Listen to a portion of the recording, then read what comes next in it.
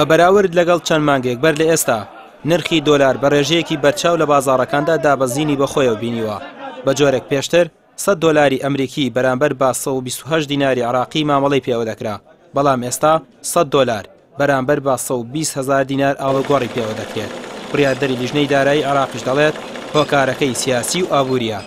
طبعا نافذه عمله واتە ئاڵوگۆڕی دۆلار بە دینار لە بانکی مرکزی ئاکرێ هەموو ئەمانە فاکتەری ئەساسیان هەیە. فاکتەری ئەساسیان پەیوەندی بە نەشاتی دەوڵەتەوە هەیە. لە ئێستادا نەشاتی دەوڵەت لە بەرەوەی لە جموجول کەوتواتە هیچ پرۆژەیەکی ئیسماری نەکەوتۆ دووباری جێبەجێکردن، بۆیە بڕی ئەو دۆلارێک کە پێویستە هەم بۆ نەشاتی دەوڵەت و هەم بۆ نەشاتی کەرتی تایبەت لە ئێستادا لاواسترین داخوازی لەسرە. بۆیە یەکێک لە فاکتەرەکان ئەوەیە کەوا لە ئێستادا خواست لە 100 دۆلار کەم بۆتەوە، بۆیە ئەو سیارەی کە لە بانکی مرکزی سەرفەکرێکە 190,000 لە مقابلی ئەو سیارەی لە دەرەوە پێفرۆشی زۆر جیاوازیەکی ئەو تۆیان نییە، تەنها ئەو عمولە بەسیتەیە کە ئەچێتە سەری.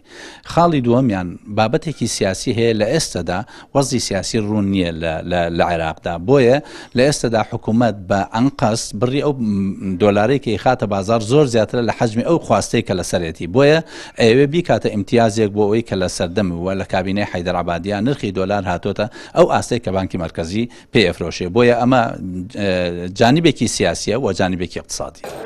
هەر کاتێک بانکی ناوەندی عێراق دۆلاری زیاتر بخاتە بازاڕەوە، نرخی دۆلار بەرامبەر بە دیناردا دەبەزێت. لەلایەکی دیکەوە بەهۆی سستی کەرتی بازرگانی لە هەرێمی کوردستان و نەبوونی خواز لەسەر دۆلار، زۆر جار ئەو گۆڕانکاریانە ڕوودەدەن.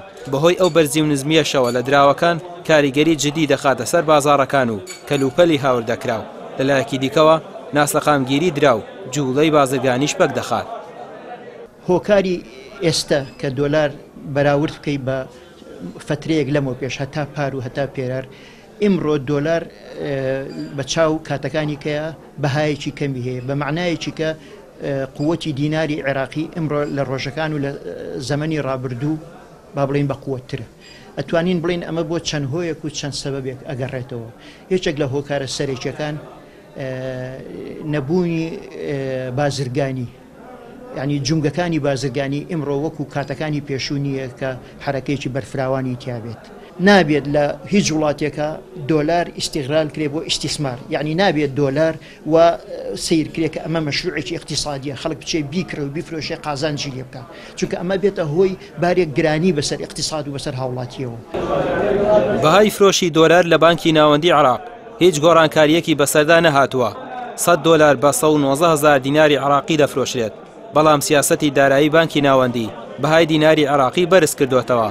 بەدابەزینی بەهای دۆلاریش نرخی شمەکی هاوردەکراو دادەبەزێت و بواری بازرگانیش بۆ بەرپرسان و باندەکانی کڕین و فرۆشتنی دۆلار کەم دەبێتەوە، چونکە لە ئێستادا نرخی فرۆشی دۆلار لە بازاڕەکاندا لە نرخی فرۆشی بانکی ناوەندی زۆر نزیک بووتەوە.